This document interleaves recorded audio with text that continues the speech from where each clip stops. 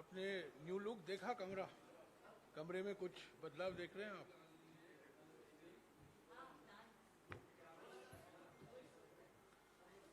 पुनिया जी का काम है।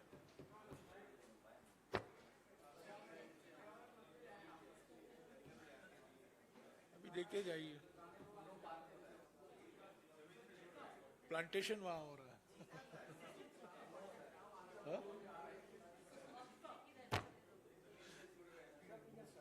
Can start.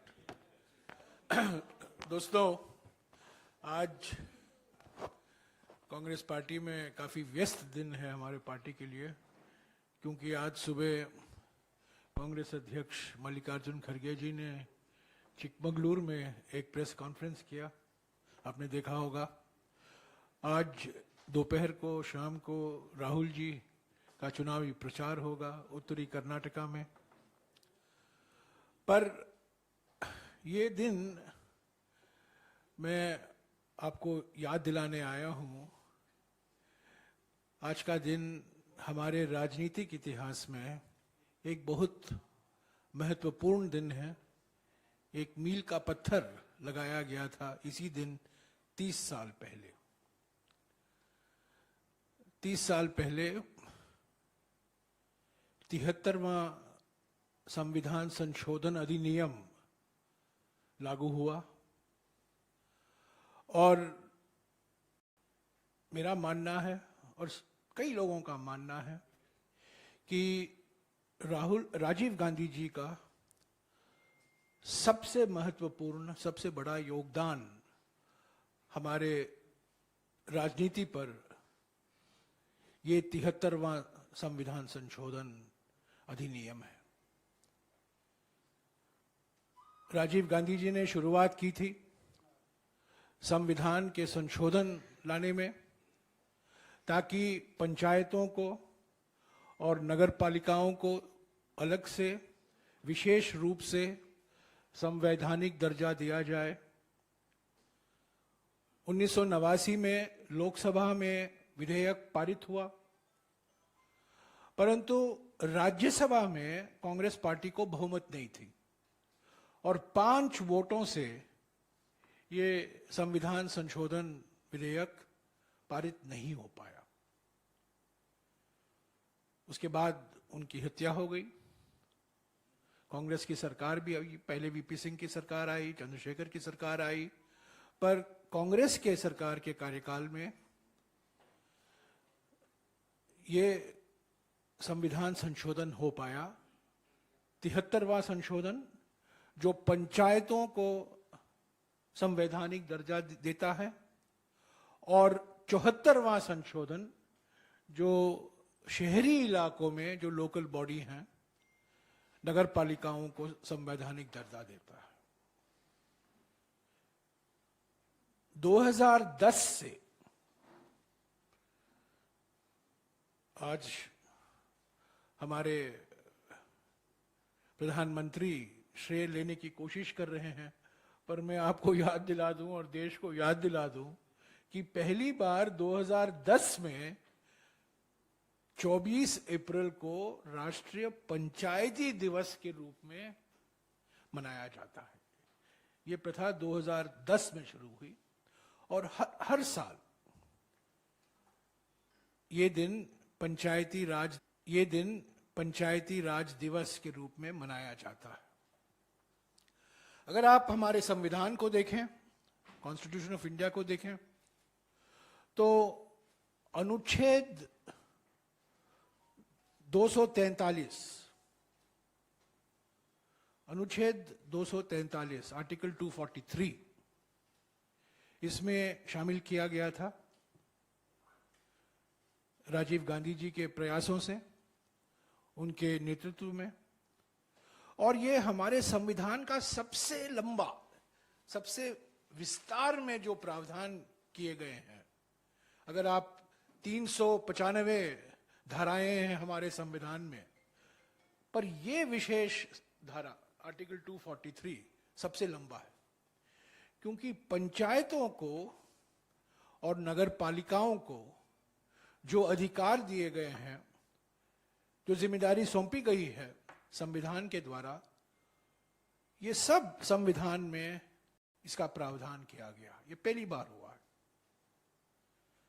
इसीलिए ये एक क्रांतिकारी कदम था, प्रगतिशील कदम था, और ये हमारे देश के राजनीति में एक बहुत बड़ा परिवर्तन लाया। आज अगर आप देखें, हमारे देश में 32 लाख चुने प्रतिनिधि हैं पंचायती राज संस्था में।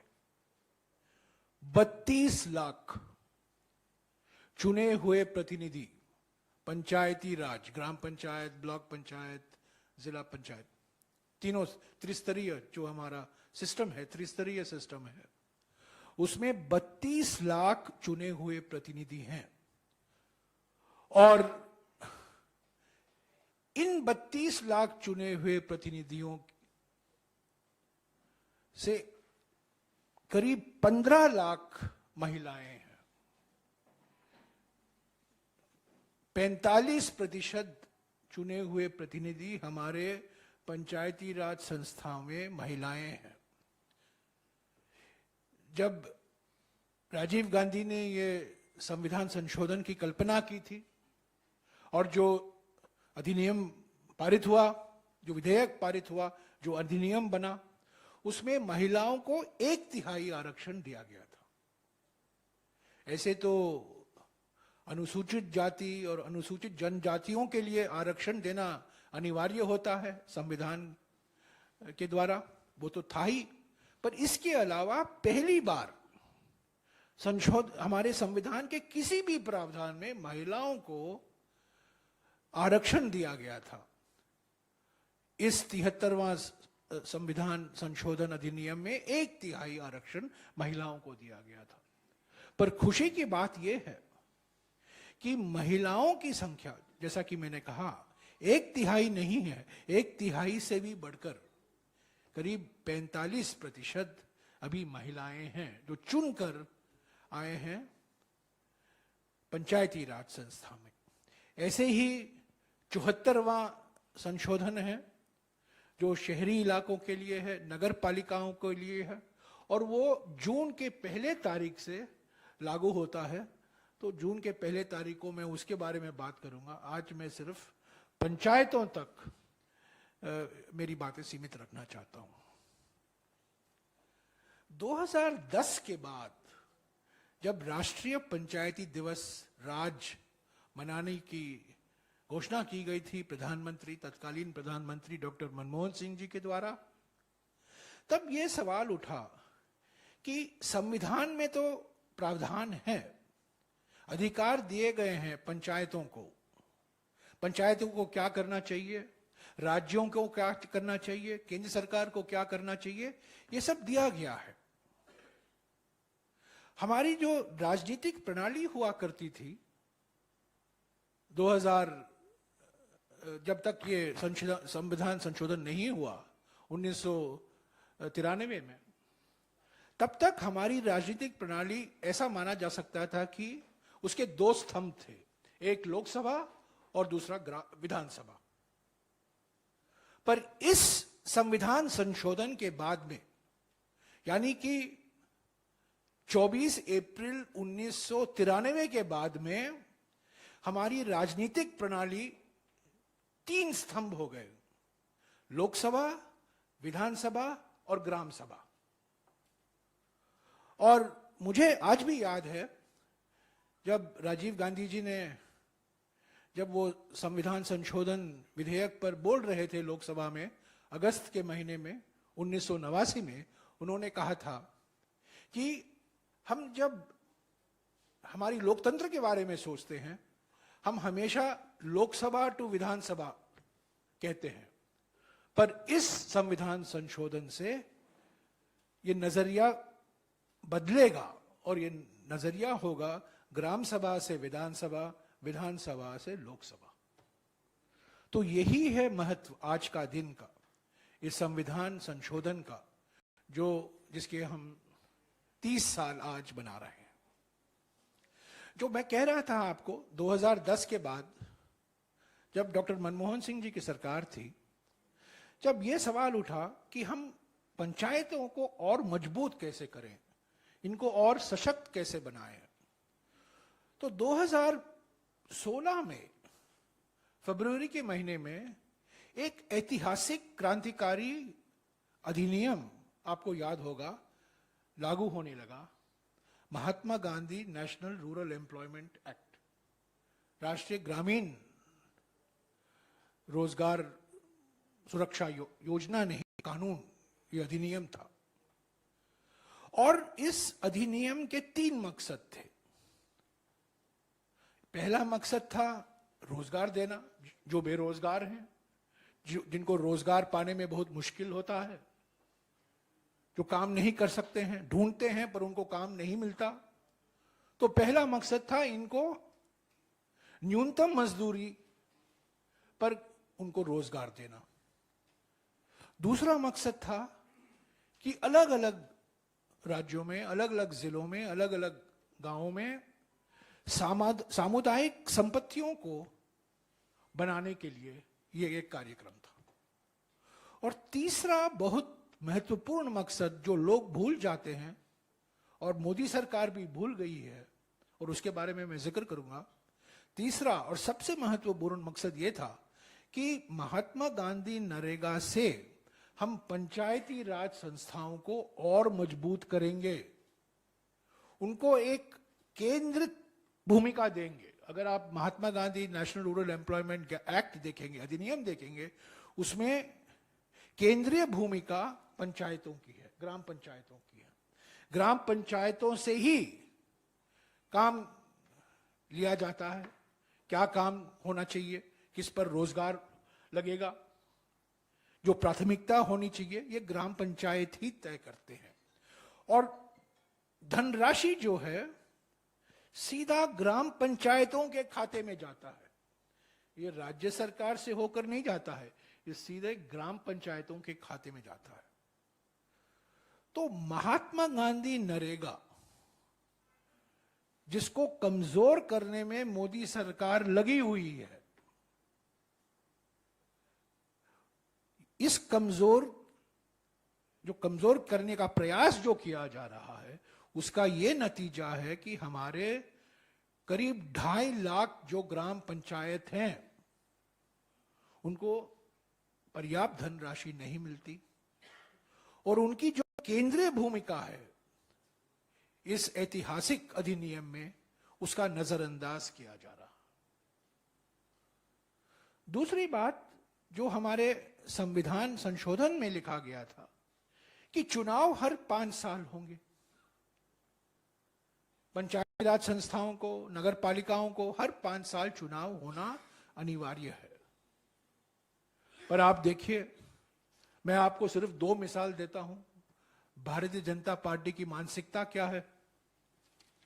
कर्नाटक में, आज सबके मन में कर्नाटक ही कर्नाटक है, तो इसीलिए मैंने कर्नाटक का मिसाल लिया। हालांकि ये कर्नाटक नहीं है, ये कर्नाटका है। उत्तर भारत में लोग भूल जाते हैं, इसीलिए मैं आपको याद दिलाता हूं, ये कर्नाटका है, केरल नहीं है, केरला है। मैंने संसद में भी ये कहा है। 24 दिसंबर 2022, यानी कि करीब 4 महीने पहले, हाई कोर्ट ने राज्य सरकार पर 5 लाख रुपए का जुर्माना लगाया, क्योंकि उन्होंने चुनाव करने में देरी की है। मध्य प्रदेश में, एक और बीजेपी शासित राज्य है, हालांकि जनादेश उनको नहीं था, पर मार्च 2020 में किसी के गद्दारी के कारण उनकी सरकार बन गई। 18 मई 2022 को सुप्रीम कोर्ट ने कहा कि मध्य प्रदेश में चुनाव कराने की देरी के वजह से breakdown of rule of law हो गया है, कानून प्रणाली खत्म हो रहा है। तीसरा एक मिसाल लेता हूं, हरियाणा का, वो भी बीजेपी शासित राज्य है, और ये यहां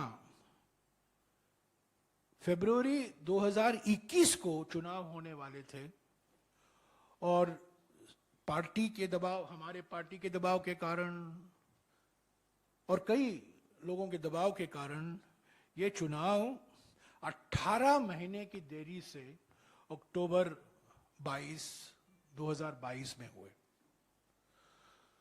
तो Mahatma Gandhi national rural employment guarantee act को कमजोर करना ताकि ग्राम पंचायतों की जो भूमिका है वो कमजोर हो जाए, कम हो जाए, घट जाए, चुनाव में कराने में देरी लाना, ये सब क्या दिखाता है?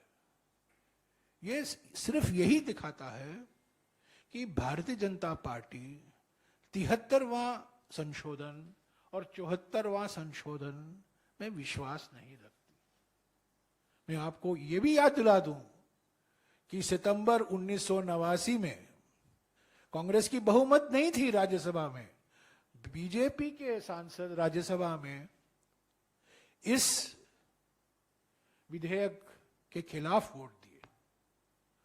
या तो 1989 में ही यह कानून आ जाता, पर यह राज्यसभा में पारित नहीं हो पाया क्योंकि वहां विपक्ष की पार्टियां, जिसमें बीजेपी भी मौजूद थी, उन्होंने इस विधेयक को समर्थन नहीं किया। तो आज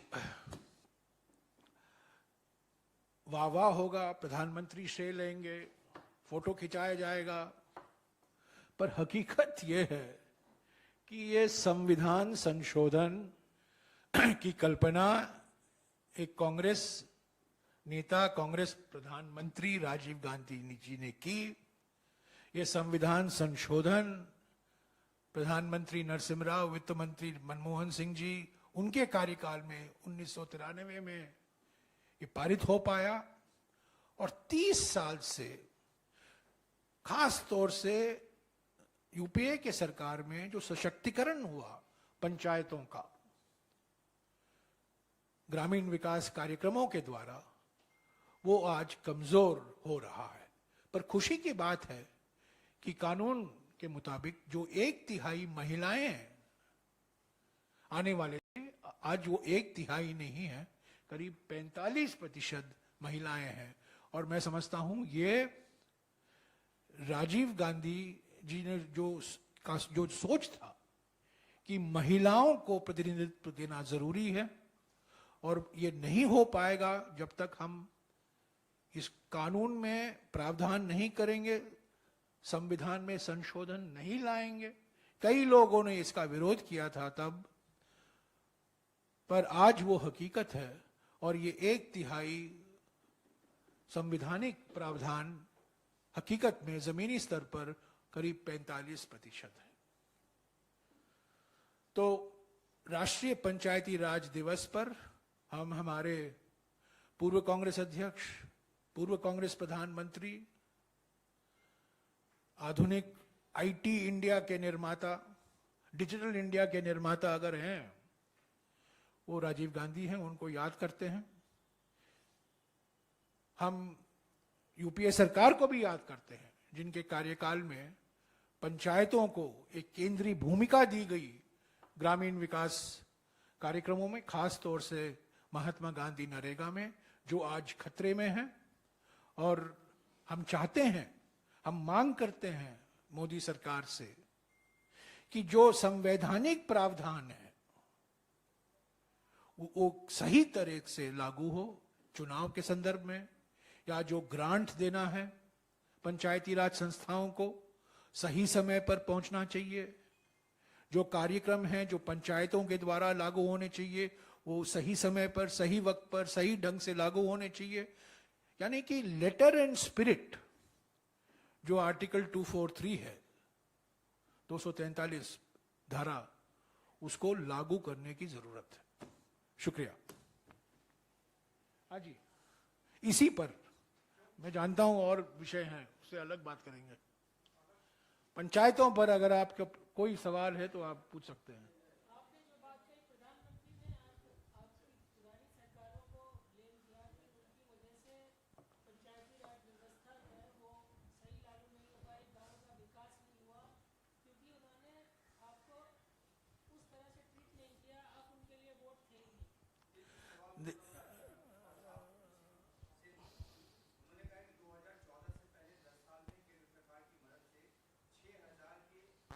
पंचायत भवन बनाए गए थे।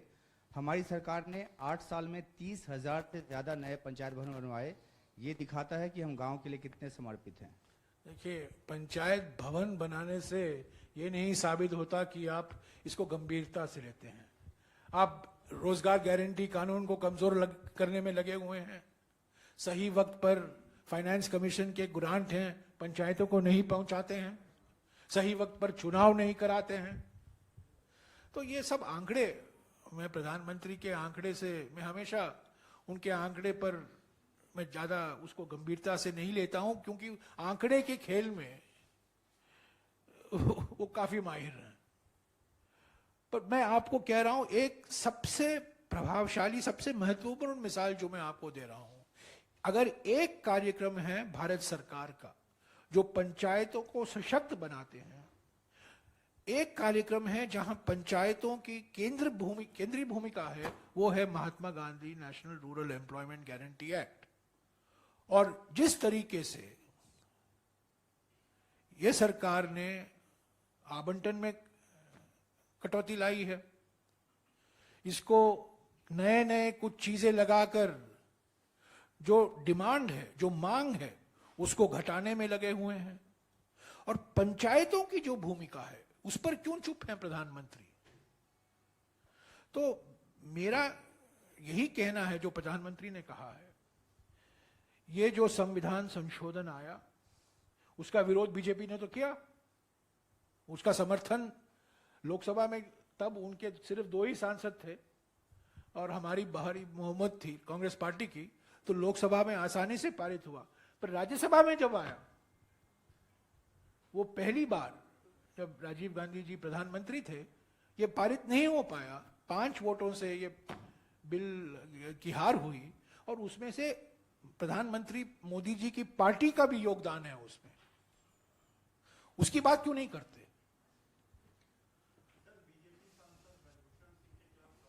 वो अलग से बात करेंगे, अलग से बात पंचायतों से नहीं। थोड़ा डाइवर्ट करने की, पंचायतों का फंड का डाइवर्शन होता है, यहां थोड़ा डाइवर्शन कम होगा, अच्छा होगा। सर, आपने कहा कि आज जयराम जी, आपने कहा कि आज 30 साल पूरे हुए हैं। इस उपलक्ष्य में आपने प्रधानमंत्री से भी तमाम सवाल किए, तमाम लोगों को क्रेडिट भी दिया, राजीव गांधी जी का नाम भी लिया जो बिल लेकर आए। आपने 2010 की चर्चा भी की, मनरेगा स्कीम की भी चर्चा की, लेकिन नरसिम्हा राव जिनके सरकार के दौरान ये सब कुछ हुआ, उनको आप क्रेडिट मैंने कहा, आपने सुना नहीं? मैंने कहा, आपने सुना नहीं? आप देखिए, आप टेप लगे देखिए ना।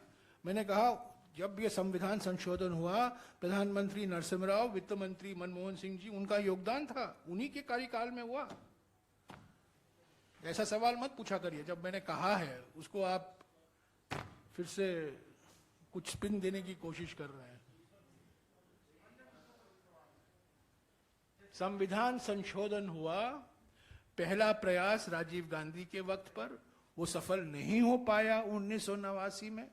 1993 में संविधान संशोधन हुआ जब नरसिम्हा राव जी प्रधानमंत्री थे, और पहली बार राष्ट्रीय पंचायती राज दिवस मनाने का निर्णय जब मनमोहन सिंह जी प्रधानमंत्री थे, अप्रैल 2010 में लिया गया।